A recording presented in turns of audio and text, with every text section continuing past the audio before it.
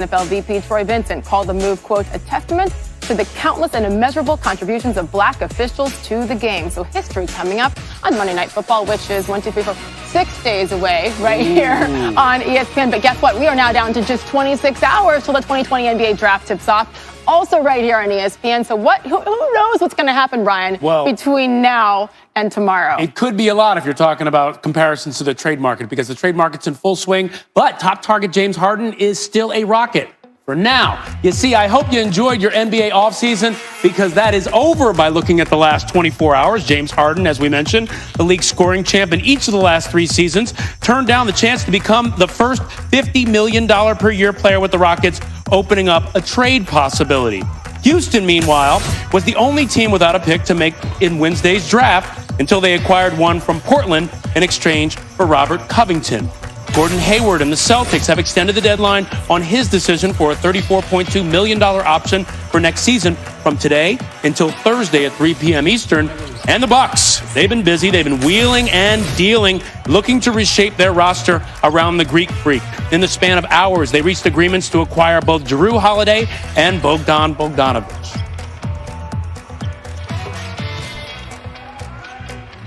That's the news. It is great to have our insider, Adrian Woj, here live in studio. So, Woj, the Bucks make 2 trades to try to improve their team for this year. And, of course, their number one goal is to keep Giannis Antetokounmpo in Milwaukee next season. So what do these new moves mean for the chances that Greek Freak says, okay, I'm with you, I'm staying? Well, Sage, they've been in constant communication with Giannis since their season ended in the bubble. And they talked, and, they've sought his opinion about who he'd like to play with, what he thinks they need. And so that communication has been constant. There was a lot of enthusiasm last night and into today in that Bucks organization about the ability to trade for Holiday, Bogdanovic. The thing with Giannis, and I think they believe it in that organization, and sometimes star players are looking for reasons to leave, and there are those who are looking for reasons to stay. And I think that's been the belief with Giannis all along, but he still has to sign that extension. I think they remain optimistic that they've made so far a pretty strong case. They still have time with the draft and the start of free agency to do more, to add more talent. He's talked so much about the importance of family and how Milwaukee has been his family. So we will see how this plays out for sure. Meantime, what about in Boston? The Celtics and Gordon Hayward, they've moved the deadline from to pick up that $34.2 million option to Thursday. It was today. What's the reason for that extension there, Woj? There are a lot of different scenarios on the table for Gordon Hayward, including he could opt out and sign as a free agent with a team that has salary cap space. They've talked with Boston about sign and trade scenarios where they need Boston's help to go to teams who don't have the salary cap space and then sign an extension there. He can opt in and play the last year of his deal in Boston.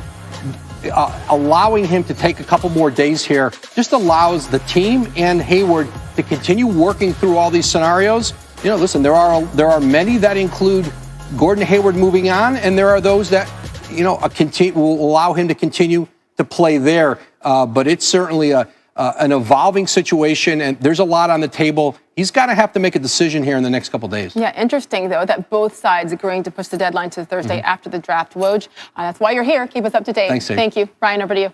All right, Sage, you mentioned this story earlier. Drew Brees seeking a second opinion from medical specialists about the full scope of his chest injuries, according to our Ed Werder. Tests performed on Monday revealed that Brees had a collapsed lung and multiple rib fractures on both sides of his chest.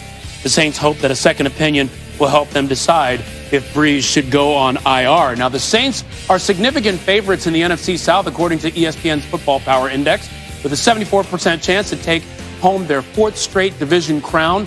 Not only does New Orleans own an advantage over the Bucs in the loss column, but they've beaten their division rivals twice already this season, but they are still the favorites without their Hall of Fame quarterback. That's the big question. So for answers and more on Drew Brees, we bring in Ed Werder. He's been all over this story, by the way. Ed, what is the latest regarding Drew Brees as he seeks a second opinion? Yeah, Ryan, you said it. Drew Brees is having his X-rays and CAT scan imaging sent to other specialists to ensure that the quarterback and the Saints have an understanding of the full scope of his chest injuries. And one reason for that decision is those examining Brees yesterday confirmed 3 fractured ribs on his left side and at least 2 on the right, but they recognize there could possibly be more. Brees unknowingly played against the 49ers, not realizing he had fractured ribs on the left side the previous week against the Buccaneers. The x-rays performed at that time did not reveal those fractures, possibly because of inflammation. But they were clearly seen on the CT scan performed yesterday.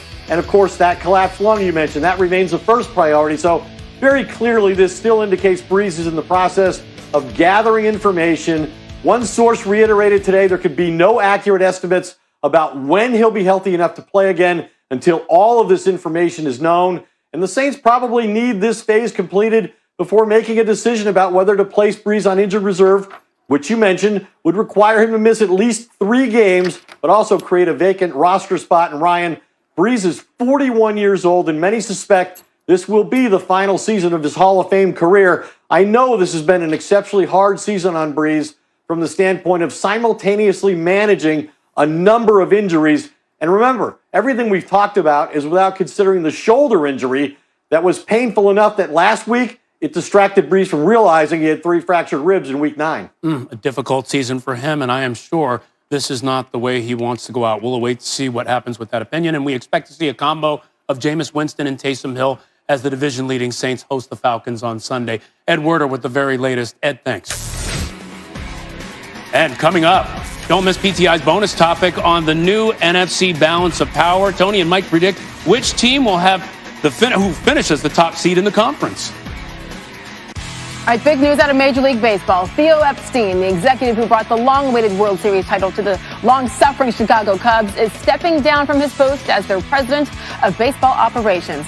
Epstein said after the Cubs season ended in September that he anticipated staying for at least 1 more year until his deal expired in 2021.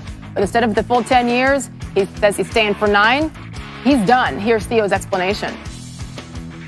First of all, it became really clear that we'd be facing some significant long-term decisions this winter, decisions with long-term impacts. And, those types of decisions are really best made by somebody who's going to be here for a long time, not just for 1 more year, and somebody who's invested in the organization for the long haul. My phone will probably be ringing, and I always answer and look forward to, hearing what people have to say, since I'm open-minded about my future, but those are my plans. I don't expect to jump right back in with another team now, and I'm really looking forward to the freedom to explore lots of different things. As far as the Cubs are concerned, Jed Hoyer has already been promoted to take over for Theo Epstein. For more on this decision, we welcome in our insider, Jeff Passan. And Jeff, listen, Theo is as open as anybody out there. He, of course, was the architect of championships in Boston and Chicago, of all places. So now what? When you think of his third chapter, Jeff, the Mets, that's the franchise everybody's talking about. What are you hearing? Sage, that's the place that all the Mets fans sure. want Theo Epstein to land. But it looks like, at least if he follows along with his plan, they're going to have to wait a year. And at this point, I'm just not sure that's in the cards for the New York Mets. Now, of course, Theo Epstein could change his mind. He says that he wants to go spend time with his family, that he wants to go work with a foundation to be named later, and with the Players Alliance, and with different groups and organizations. He's going to remain inside of baseball. But that itch that has been there, that has been the driving force behind him with the Boston Red Sox and Chicago Cubs, it just sort of petered out after 9 years in Chicago. Take a breather, recharge the batteries, and come back better than ever next year is the plan. But of course, the Mets do have a lot to offer. They certainly do, and I understand what their fans are feeling like as a Cubs fan. But it's only been since '86. Come on, Mets fans. Stop complaining. One of the more memorable moments from this postseason, of course, Jeff, was Cody Bellinger hurting himself on a home run celebration in Game 7 of the NLCS. And I hear you have news on Bellinger today. What can you tell us? Yeah, sources have told me, Sage, that Cody Bellinger underwent shoulder surgery on that right shoulder that was dislocated in his celebration with Kike Hernandez. The plan is that he's going to rehab for the next 10 weeks and will be ready by the time spring training starts. And the Dodgers certainly are hoping so. After that Game 1 home run in the World Series, had a pretty rough time the rest of the way. Now, clearly, it's his non-throwing shoulder, so that's helpful. But when you have a swing as strong and as violent as Cody Bellinger's, those shoulders are as impactful as any and needs him to be healthy for the rest of the season. Absolutely. Thank you for the latest there on Mr. Bellinger. Jeff Passan with the latest from around the majors. Talk to you soon. Still to come on SportsCenter, the keys for the crucial NFC West showdown on Thursday Night Football. How Kyler Murray can carry the Hail Mary momentum against Russell Wilson.